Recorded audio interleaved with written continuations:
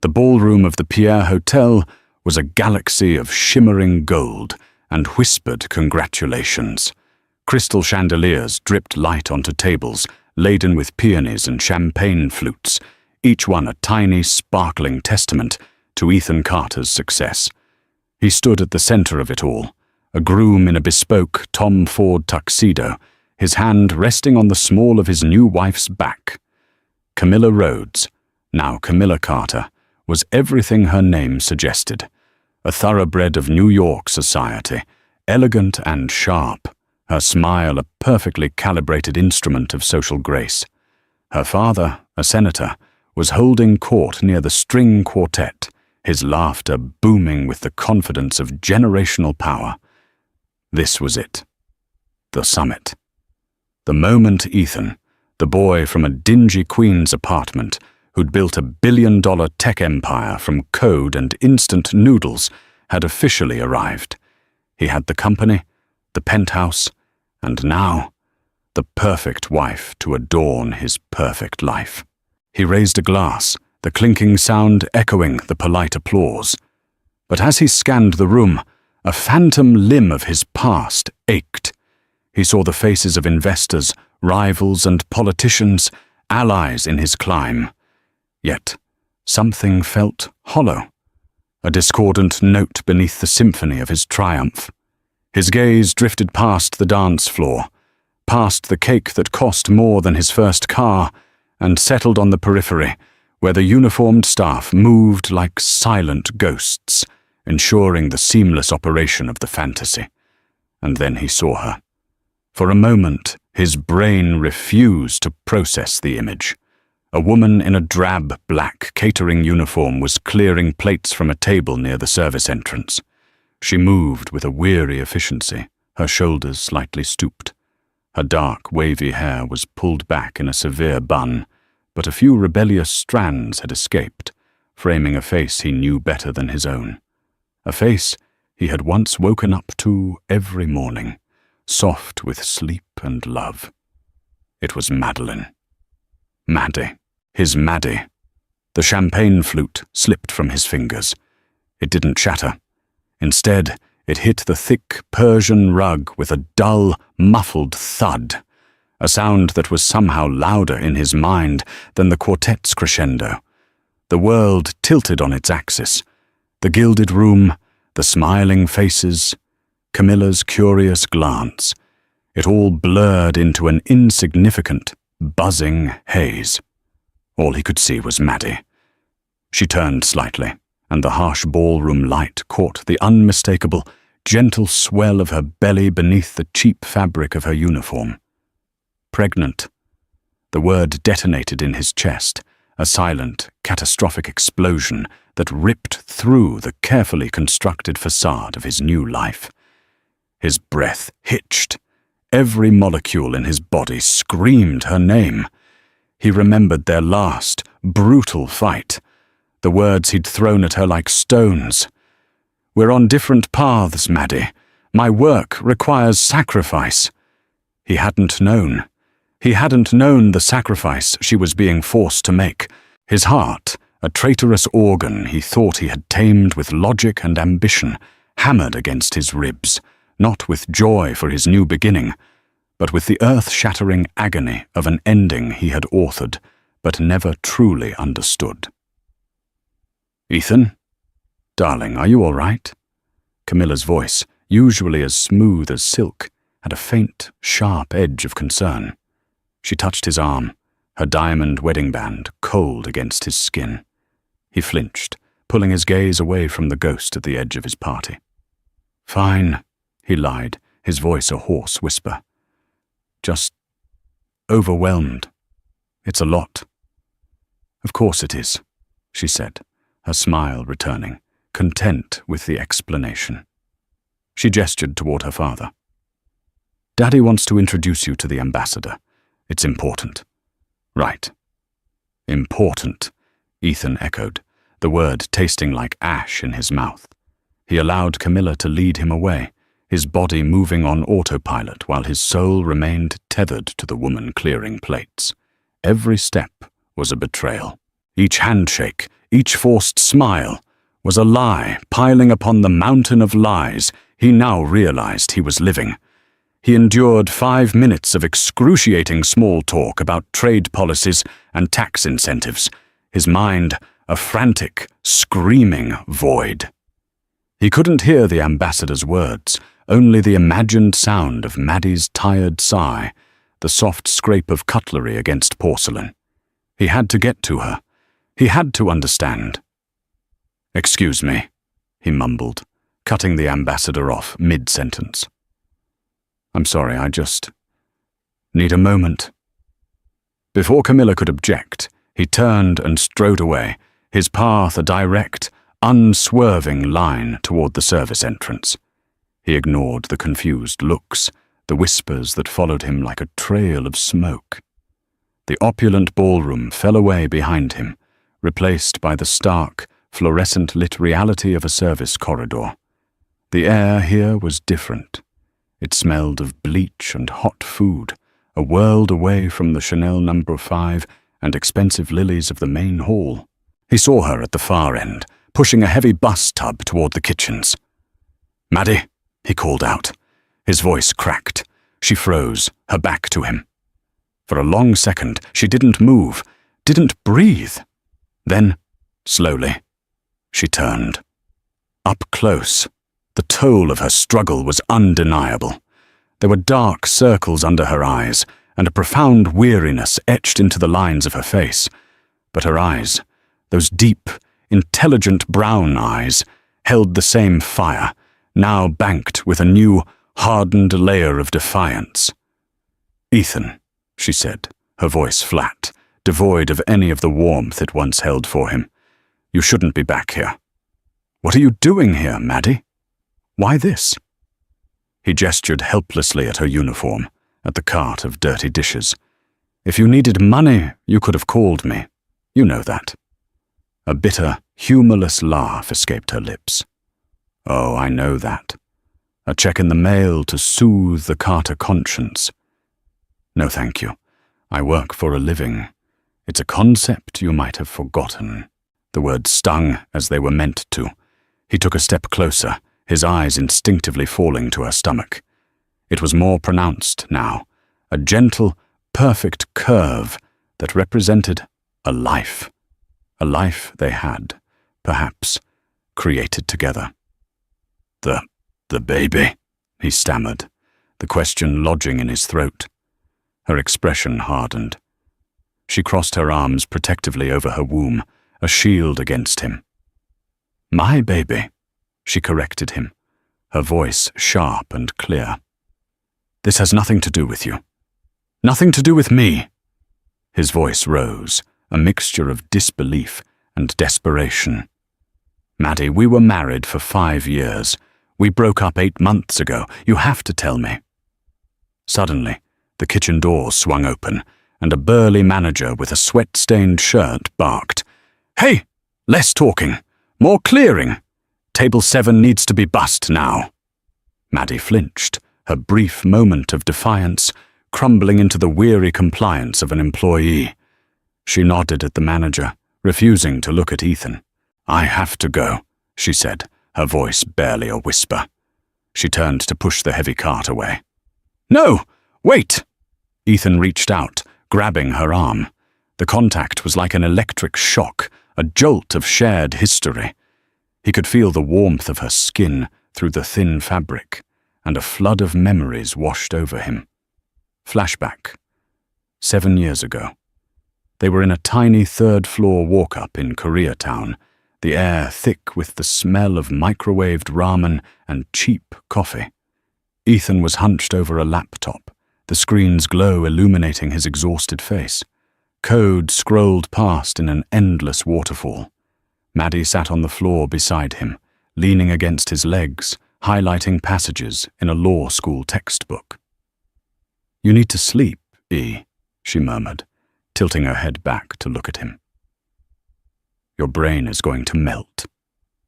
He smiled, a rare, genuine smile that crinkled the corners of his eyes. He reached down and ran his fingers through her hair. "Almost there, Mads. This algorithm. It's the key.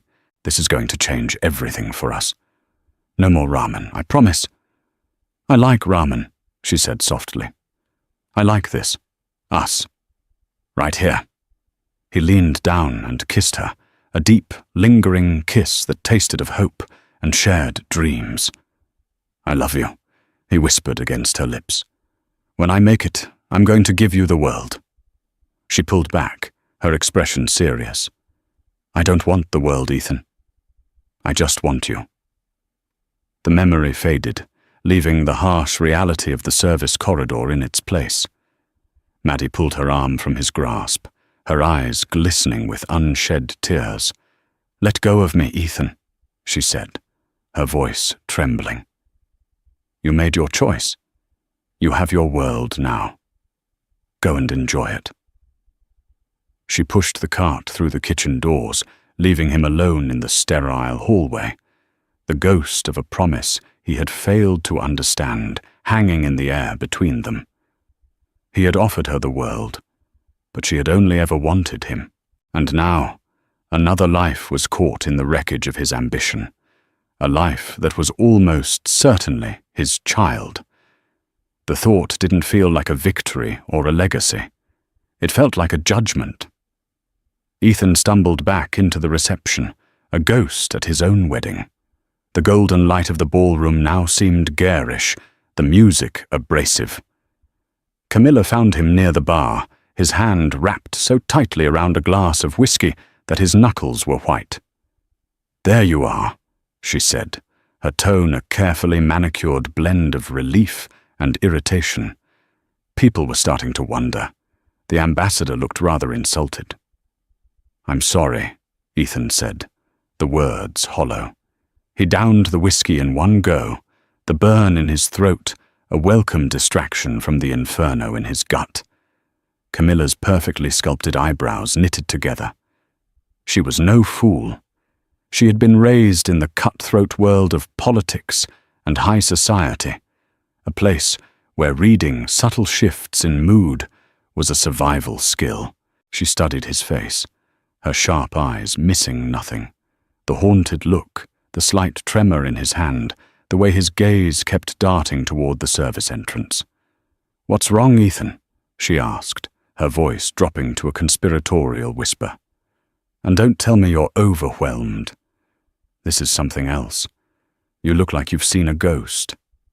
I have, he thought, and she's carrying my child. It's nothing, Camilla. I'm tired, he insisted, turning to the bartender for a refill. He needed to numb the screaming in his head. Her lips thinned into a hard, unforgiving line. She recognized evasion when she saw it. Was it one of the staff? She pressed, her voice like ice. Did someone say something to you? I can have them fired, immediately. The casual cruelty of her words hit him like a physical blow. Fire Maddie, the mother of his unborn child, the woman he once promised to protect from the very hardships she was now enduring. The thought was so monstrous it sobered him instantly. No, he said, his voice firm, sharp with a protective instinct he hadn't felt in years. Leave them alone. It has nothing to do with them. His fierce defense of an anonymous staff member was the final confirmation she needed. Something was deeply wrong. For the rest of the night, Camilla watched him. She smiled for the cameras, danced the first dance, and laughed at her father's jokes. But her eyes were always on her new husband. She saw him repeatedly check his phone, saw the way he stared at the kitchen doors as if willing them to open. The next morning, the illusion of matrimonial bliss was shattered. Ethan woke early, the lie of their union heavy in the sterile air of their penthouse apartment. He told Camilla he had an early meeting, a fire at the company that needed putting out. It was a flimsy excuse, and they both knew it. His first call wasn't to his office.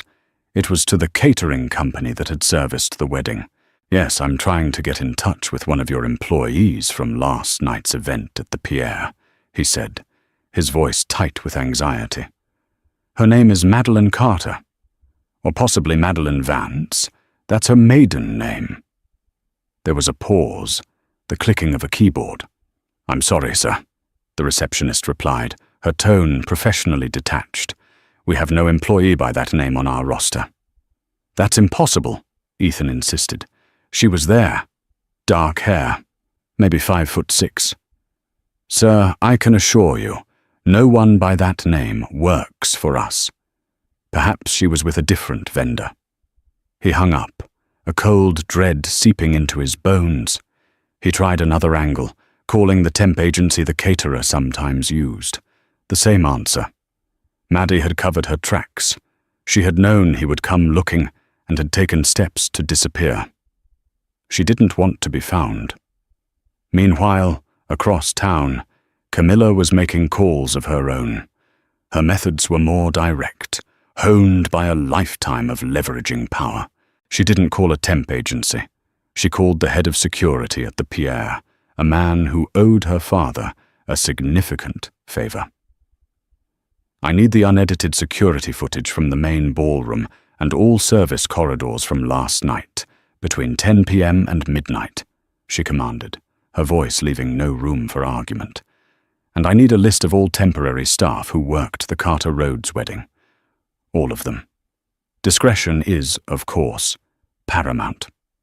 Within hours a file was messengered to her.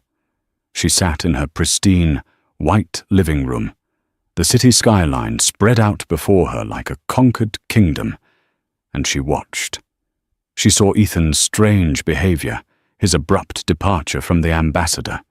She fast-forwarded, her eyes scanning the footage from the service hallway. And then she saw it. Ethan, her husband of less than 24 hours, clutching the arm of a pregnant catering worker. She saw the anguish on his face, the raw, naked emotion he had never once shown her. She saw the defiance in the woman's eyes, the protective way she covered her stomach. Camilla's face was a mask of cold fury. Using the staff list, it took her private investigator less than an hour to connect the dots. Madeline Vance, who had used her maiden name to get the temporary gig. Address on file, a low-income apartment building in the Bronx, and the final, damning piece of information, her marital history. Spouse, Ethan Carter, divorced 8 months ago. The pieces clicked into place with sickening clarity. The ghost Ethan had seen wasn't just a former lover. She was his ex-wife. And she was pregnant. At that same moment, in that run-down Bronx apartment, Maddie was counting the cash from her catering shift. It wasn't much, but combined with her meager savings, it might be enough to stop the eviction notice taped to her door. She placed a hand on her belly, a wave of nausea washing over her that had nothing to do with morning sickness. Seeing Ethan had ripped open a wound she thought had begun to scar over. She had told herself she was strong enough, that she could do this on her own. She had built a fortress of pride around her broken heart. But seeing him in his perfect suit, with his perfect bride, while she cleared away the remnants of his feast, it had left a crack in her defenses. She looked at the eviction notice again, then at the mounting pile of medical bills for her prenatal checkups. The fortress was beginning to crumble. Ethan's desperation was a raw, physical ache. Maddie had vanished like smoke, and the thought of her out there, pregnant and struggling while he lived in a sterile penthouse, was a form of torture. He had built an empire on finding solutions, on data and logic, but this was a problem he couldn't code his way out of. He was a billionaire who couldn't find the one person in the world who mattered. So he did the only thing he could. He hired the best private investigator his money could buy, a discreet professional who normally tracked down stolen art or corporate spies. The directive was simple. Find Madeline Vance. I need to know she's safe. It took the investigator 2 days, 2 days during which Ethan barely slept, feigning work crises to avoid Camilla, whose silence had become more menacing than any accusation. The investigator's report came with a photograph. It showed Maddie walking out of a free clinic in the Bronx, her face pale, her hand resting on her stomach. The address was listed below. Ethan stared at the picture, his heart cracking. This was the reality of the woman he had left behind, not because he had stopped loving her, but because his ambition had become a jealous god that demanded all his worship. Flashback. 1 year ago. The award ceremony was glittering, a sea of black ties and expensive gowns. Ethan was on stage, accepting the Innovator of the Year award. His company, Nexus Dynamics, was the darling of Silicon Valley. "I couldn't have done this without the unwavering support of my wife, Maddie," he said into the microphone, the spotlight blinding him. "She's been my rock." The crowd applauded politely. Later that night, back in their spacious but empty apartment, Maddie was quiet. She was still in her gown, holding the heavy glass award. "It's beautiful, Ethan," she said. "They all love you." "We did it, Mads," he corrected, loosening his tie. "This is for us." She looked at him, her eyes filled with a sadness he didn't understand. "When you said my name up there, it felt like you were thanking a sponsor. Like Carter Corp thanks its partners. You weren't talking to me. You were talking to the idea of me." "What are you talking about?" he asked, annoyed. "I just won the biggest award of my career, and you're picking a fight." "This isn't a fight," she said, her voice trembling. "It's an observation. I miss the man who liked ramen, Ethan. The man who held my hand while we walked through the park, not the CEO who schedules couple time in his calendar between board meetings. I feel like I'm being edged out of my own life by your company." He scoffed, the sound echoing in the cavernous living room. "That's ridiculous. Everything I do is for us, for our future." "But what about our present?" she whispered. "I'm here, right now. And I'm lonely." He didn't have an answer. He turned away and looked out at the city lights, the glittering symbols of his success. He had chosen the view over the woman standing behind him. The memory was a shard of glass in his memory. He drove to the Bronx, the sleek German engineering of his car utterly alien in the gritty, neglected streets. He found the building, its brick facade crumbling, a testament to broken promises. He climbed 4 flights of stairs that smelled of dust and despair and knocked on apartment 4B. Maddie opened the door. When she saw him, she tried to slam it shut, but he was faster, putting his hand and shoulder in the way. "Please," he begged, his voice raw. "Maddie, please. Just 5 minutes." She relented, stepping back into the tiny, sparsely furnished apartment. An eviction notice was tacked to the wall, a glaring red and white symbol of her desperation. His eyes took it all in, the second-hand furniture, the small pile of baby clothes from a thrift store, the utter lack of the comfort he had once sworn to give her. "Is it mine?" he asked, the question hanging in the air between them, heavy and fragile. Maddie wrapped her arms around herself, a gesture that was both defensive and weary. She nodded, a single, sharp movement. "Yes, Ethan. The math isn't that hard. It happened that last week. Before we—" She trailed off, unable to say the words. Before the final, explosive fight that had ended their world. A wave of something vast and overwhelming crashed over him. Not joy, not yet, but a profound, terrifying sense of responsibility. A son, or a daughter. A life that tethered him to her forever. "Maddie, I'm so sorry," he whispered. "I will fix this. I'll get you out of here. I'll buy you a house, a condo, whatever you want. I'll set up a trust fund." He was rambling, trying to solve the problem with money, the only way he knew how. Her expression, which had been fragile, hardened into steel. "Stop," she said, her voice low and dangerous. "Just stop. Do you hear yourself? You think you can just write a check and make this go away? Make me go away?" She took a step closer, her eyes blazing with a righteous fury that made him recoil. "I didn't want your millions, Ethan. I wanted my husband. I wanted the man who was excited about building a life, not just an empire. I needed you, and you gave me a severance package. I will not be a line item in your budget, an inconvenience to be managed. This baby," she placed a hand on her stomach, "is a person, not a problem. And I will not let you treat either of us that way."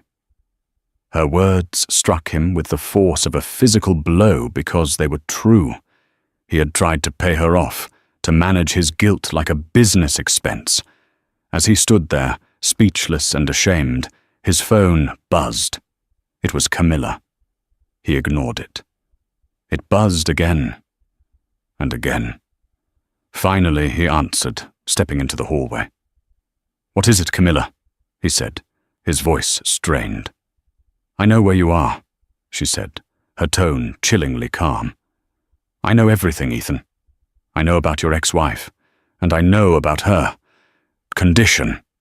She spat the word out like it was poison. "You need to come home, now.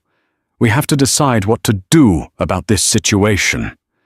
He hung up, a cold knot of dread tightening in his stomach. He had walked out of one fire and straight into another. He looked back at Maddie, who stood in her doorway, proud and defiant amidst her poverty. "I have to go," he said, the words tasting like failure. "Yes, you do," she replied, her voice devoid of emotion. "Your wife is waiting." She closed the door, the soft click of the lock echoing the sound of a final, definitive ending. Returning to the penthouse was like entering a beautifully designed war zone.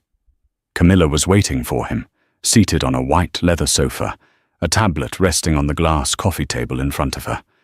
She didn't look up when he walked in. She simply tapped the screen.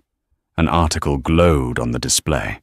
It was from a notorious high society gossip blog, the kind that thrived on scandal. The headline was a stiletto to the heart. "Tech titan Ethan Carter's billion-dollar wedding tainted by secret ex-wife and unborn child." Beneath it was a grainy photo, the security footage from the service corridor. Him and Maddie, his anguish and her pregnancy, were on full display for the world to see. "Your little secret is out, Ethan," Camilla said, her voice as cold and hard as marble. "My father's office has been fielding calls all afternoon. So has your PR department. This isn't just embarrassing. It's a liability." "Camilla, he started, but she held up a hand, silencing him. "I don't want your excuses," she said, finally looking at him. Her eyes were devoid of any warmth, any of the affection she had so expertly feigned. They were the eyes of a strategist assessing a threat.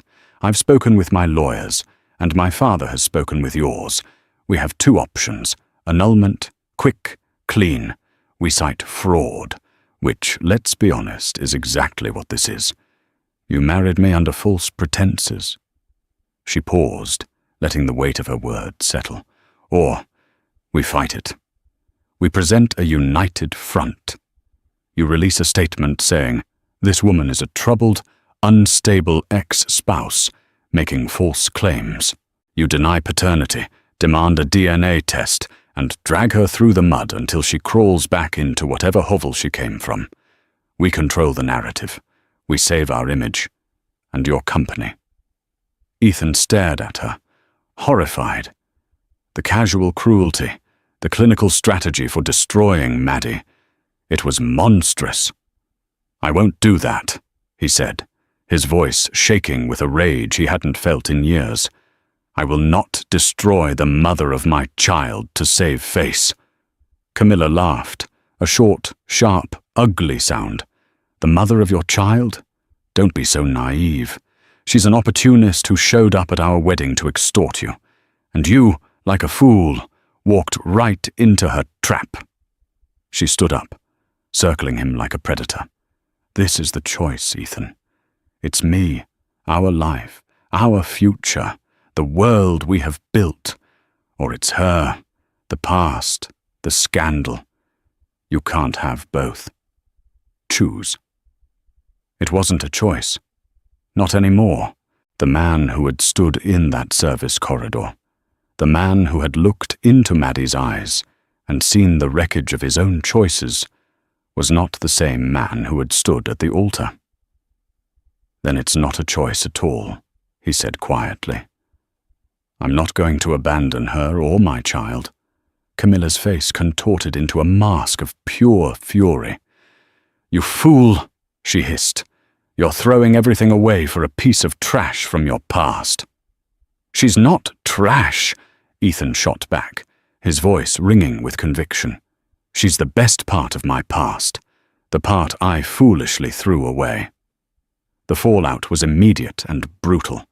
The annulment papers were filed the next day. The scandal exploded. Tech journalists, once his biggest cheerleaders, now wrote scathing columns about his moral bankruptcy. The carefully curated image of Ethan Carter, the visionary boy wonder, was shattered, replaced by that of a callous liar. The real damage, however, was to his business. Nexus Dynamics was built on a foundation of trust and forward-thinking vision. His personal scandal created an aura of instability. A major investor, a conservative fund that prized family values, pulled out of a $50 million funding round, citing a character clause in their agreement. His board of directors called an emergency meeting, their faces grim. His most loyal partner, a man who had been with him from the garage days, took him aside. "Ethan, this is a catastrophe," he said, his voice pained. "We're hemorrhaging credibility. You need to make this go away. Pay her off. Do whatever it takes." But Ethan knew it wasn't about money. That was the old him, the man who thought every problem had a price. He had to prove to Maddie, and to himself, that he had changed. He started small. He didn't send a lawyer or an assistant. He went back to her apartment himself. He knocked on the door, and when she didn't answer, he left a bag of groceries on her doorstep. Not fancy gourmet food, but the basics: milk, bread, vegetables, and a bottle of prenatal vitamins. He texted her a simple message: "Just making sure you're eating. I'll be back tomorrow." He came back the next day. And the next.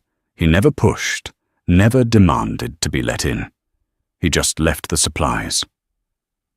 One afternoon, he saw that her doorknob was loose and the lock was flimsy. He came back an hour later with a toolkit and a brand new, high-security deadbolt. He spent 30 minutes on his knees in the dingy hallway, carefully installing it. He wasn't Ethan Carter, the tech mogul. He was just a man fixing a lock. Maddie watched him through the peephole, her heart a confused, aching mess. This was the Ethan she remembered, the man who fixed her leaky faucet in their first apartment, his brow furrowed in concentration. It wasn't the grand, empty gesture of a millionaire. It was the quiet, steady effort of a man trying to care. A week later, she had a doctor's appointment. Her car, a beat-up 10-year-old sedan, wouldn't start. Panicked, she was about to call an expensive cab when her phone buzzed. It was a text from Ethan. "I know you have an appointment at 2 p.m. I'm downstairs if you need a ride. No questions asked. I'll just be the driver." She looked out the window and saw his car, the same one he'd driven to her apartment before, parked across the street. He wasn't standing by the door, wasn't making a scene. He was just waiting. Patiently. Her pride warred with her exhaustion. For weeks, she had been fiercely independent, determined to prove she didn't need him. But her ankles were swollen, she felt dizzy, and the thought of navigating 3 different bus lines was overwhelming. Swallowing her pride, She walked downstairs and got into the car. The silence was thick with unspoken words. He didn't try to fill it. He simply drove, his eyes on the road. He waited in the lobby during her appointment, and when she came out, he drove her home. As she got out of the car, she paused. "Thank you, Ethan," she said, the words feeling foreign on her tongue. He looked at her, his eyes full of a deep, sorrowful regret. "It's the least I can do, Maddie," he said. "I'm just trying to be the man I should have been all along." She closed the car door, and as she walked back into her building, she realized something terrifying. The fortress around her heart had a breach, and for the first time in a long time, she wasn't entirely sure she wanted to repair it. The weeks that followed settled into a fragile, unspoken rhythm. Ethan's empire continued to crumble. He was forced to step down as CEO of Nexus Dynamics, the company he had bled for, relegated to a non-executive role on the board. The penthouse was sold to cover the losses from the annulment, a settlement designed by Camilla's father to be as punitive as possible. Ethan moved into a modest, furnished apartment, a sterile space that felt more like a hotel than a home. He had lost the world he had fought so hard to win. But in losing it, he found something else. Time. His days were no longer a frantic blur of meetings and flights. They were now structured around Maddie's needs. He drove her to all her appointments, sitting in the waiting rooms, reading parenting magazines. He learned the difference between a stroller and a travel system, between colic and reflux. He researched pediatricians in her area, creating a spreadsheet with reviews and insurance compatibility. He never overstepped. He never mentioned money again, though he quietly paid off her impending eviction and medical bills through a third-party legal service, ensuring she wouldn't know it was him. His gestures were practical, humble. He showed up one Saturday and assembled the crib she had bought from IKEA, his brow furrowed in concentration over the confusing diagrams, a mirror of the man who had once built a coding empire from scratch. Maddie watched him, her skepticism slowly, painstakingly dissolving. This wasn't the performative guilt of a rich man. This was penance. It was a quiet, consistent effort to build something new from the wreckage of their past. She began to let him in, not just into her apartment, but into her life. They started talking again, not about their painful history, but about the future, about the baby. They debated names, laughing when they realized their tastes were still wildly different. He wanted a strong, classic name like Alexander. She wanted something gentler, like Liam. They talked about parenting philosophies, about schools, about what they wanted for their child. In these conversations, glimpses of the old Ethan and Maddie reappeared, the easy banter, the shared values that had first drawn them together. One evening, as he was about to leave her apartment, Maddie stopped him. "Ethan," she said, her voice soft. "Why are you doing all this? You've lost everything. Your company, your reputation. You could have just set up a trust fund and walked away. No one would have blamed you." He looked at her, his gaze direct and stripped of all artifice. "I lost all of that a long time ago, Mads. I just didn't realize it. I was so busy building an empire of things, I forgot how to build a life. That award I won, you were right. You were just a name I mentioned in a speech. I regret that more than losing any company." He took a half step closer. "Doing this, being here for you and for this baby. It's the first thing that's felt real in years. It's the only work that matters now." A tear traced a path down her cheek, and this time she didn't wipe it away. The call came in the middle of the night, 3 weeks before her due date. It was Maddie, her voice tight with pain and panic. "Ethan, "I think it's time. My water just broke." He was there in 15 minutes. He helped her down the stairs, carried her pre-packed hospital bag, and drove through the deserted city streets, his hand steady on the wheel. He wasn't panicking. He was focused. He got her checked in, answered the nurse's questions, and held her hand as the contractions grew more intense. In the stark, sterile delivery room, the last vestiges of their broken marriage and his ruined empire fell away. There was no millionaire, no struggling single mother. There were only two people, bound by a shared history and a terrifying, beautiful future, about to welcome their child into the world. He was there for every moment, breathing with her, whispering encouragement, his presence a solid, unwavering anchor in her sea of pain. When their daughter was born, a tiny, perfect creature with a tuft of dark hair, the nurse cleaned her up and placed her in Maddie's arms. Maddie looked down at her baby, her face transformed by a love so fierce and pure it seemed to light up the room. Then she looked up at Ethan, her eyes full of tears. She held out her arms. "Do you want to hold your daughter?" He approached, his own tears blurring his vision. He gently took the small, warm bundle, his large hands looking clumsy and giant around her tiny form. He looked down at his daughter's face, and his whole world, which had been shattered and remade, finally clicked into place. This was his legacy. Not a company, not a building, a life, a connection, a chance to be the man he was always meant to be. He looked at Maddie, who was watching them, a small, tired smile on her face. Their romantic love was a ghost, a story from another lifetime. But in its place, something new and arguably stronger had grown, a partnership forged in fire, a bond of respect, and a shared, unconditional love for the child they had created.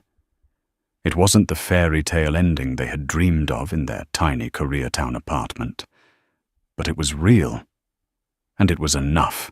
He smiled back at her, a true, genuine smile she hadn't seen in years.